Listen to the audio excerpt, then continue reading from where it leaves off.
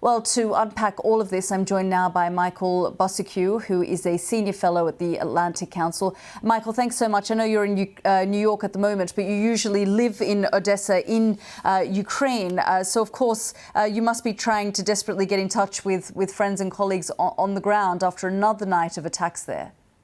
Yes, absolutely. Good to be with you again, Yalda. In fact, just a few seconds ago, air raid sirens were triggered throughout all oblasts of Ukraine, including Odessa. So a lot of anxiety there right now. And yeah, that strike on Odessa overnight hit a warehouse there. There were some injuries, a death. And as I've said many, many times, as you know, Odessa is the anchor of that Black Sea grain initiative. Why is Russia striking that city repeatedly? And of course, we just spoke about the fact that at the G7 summit, Ukraine is top of the agenda. And while these airstrikes continue on Ukrainian cities and especially that significant port city, leaders at the G7 are also trying to come up with some kind of plan to end this conflict. Yeah, there are a couple of things in motion there. Of course, one is tightening up the sanctions, especially going after third countries or third companies which are helping Russia evade Western sanctions. They're actually proving, according to a lot of analysts, and in my opinion, not very effective against in terms of deterring Russia. And then the other discussion is about arming Ukraine even further, and that includes the F-16 jets, which Ukraine badly wants and needs. The Europeans seem to be in favor of this, but the Biden administration is really dragging their legs, including prohibiting Ukrainian pilots from training on the F-16s. But I think, Yalda, what we're going to see, like we saw with the tank coalition build up, maybe the UK or other countries will take the lead and the US will follow on that. Yeah, although we did hear from the Norway defence minister who said supplying F-16 jets to Ukraine is not on the agenda now, and we don't want to speculate on future donations. But as you say, we often see President Zelensky with this shopping list arriving in European capitals, arriving in Washington and saying, I need this and I need this now. They initially start off by saying no, yes. And so I suppose in many ways the Ukrainians are banking on the fact that perhaps there might be a U-turn on this. Yeah, I think so. Listen, I mean, these strikes that are happening repeatedly show that much more is needed because they're not only causing damage, death, injuries, they're also huge psychological blow for people in Ukraine who have to suffer through these, through the middle of the night. But I think, sitting in the U.S., what I'm saying is still very strong support for U.S. aid to Ukraine. And then the other thing I'm seeing, Yalda, is a divide, for example, in Congress between MAGA Republicans and everybody else. The Republicans saying aid to Ukraine is too much.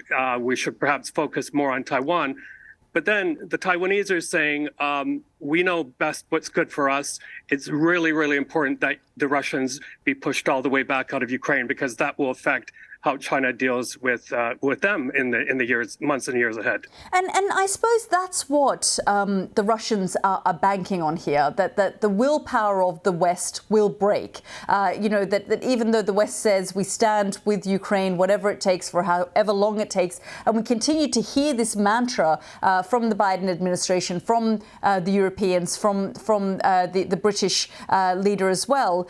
The Russians are hoping that eventually they'll say, OK, look, we need to bring an end to this. It's straight out of the Russian playbook. I think what the Russians are trying to do now is to freeze this conflict, if we can put it that way, and perhaps even wait for a change of occupancy in the White House. I think they're banking on the former occupant of the White House, who's now in Florida, coming back, making a quick deal in favor of Russia and not in favor of Ukraine.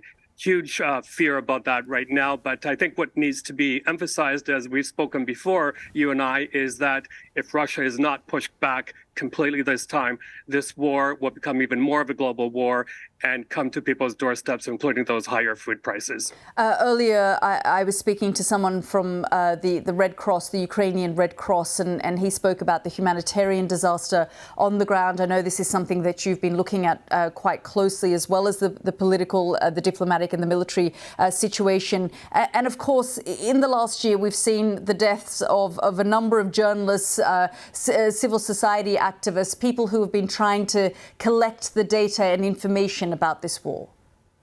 Yes. In fact, we're having a conference on this starting tomorrow here in New York. And, Yalda, the impact of the war on Ukrainian media outlets and journalists has been absolutely devastating. More than 50 killed, not only in the performance of their duties, but volunteering or battling at the front line. Also, I spoke to a media manager yesterday from Ukraine, and she said what they're really suffering from is lack of manpower. A lot of journalists have left for the West, but a lot have also, like I said, gone to volunteer at the front line or have been drafted. So there's a lack of revenue. There are a whole bunch of other factors there. So the West also has to start thinking about how to support Ukrainian media outlets. And then on top of that, we keep hearing about this spring offensive, which frankly could turn into a summer offensive, or we could already be in it. But it could be part of Ukrainian tactic not to make a big declaration. I think Mr. Reznikov, the defense minister, has made it clear that we're not going to see a shock and awe type of counteroffensive, that it will happen in steps and bits and pieces.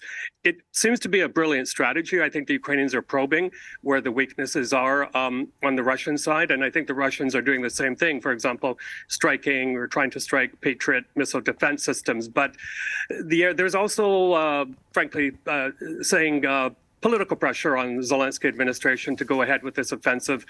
Billions and billions of dollars in military aid have been delivered to Ukraine, and they're going to have to, at some point or another, show that they can use them effectively in a very strategic manner.